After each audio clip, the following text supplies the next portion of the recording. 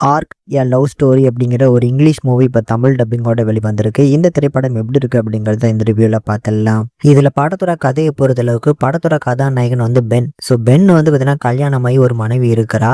At the same time வந்து பார்த்தீங்கன்னா அவருக்கு இல்லீகலான ஒரு அஃபேர் இருக்கு. ஸோ அவரோட ஃப்ரெண்டோட ஒய்ஃபோட.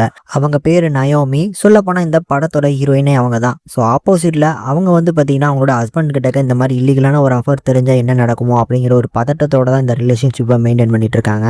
இதை சுற்றி நடக்கக்கூடிய ஒரு படம் தாங்க. இந்த படத்தை பொறுத்தளவுக்கு இதை ஒரு லவ் அப்படின்னே சொல்ல முடியாது. ஒரு இல்லீகலான காதல் அப்படின்னே சொல்லலாம்.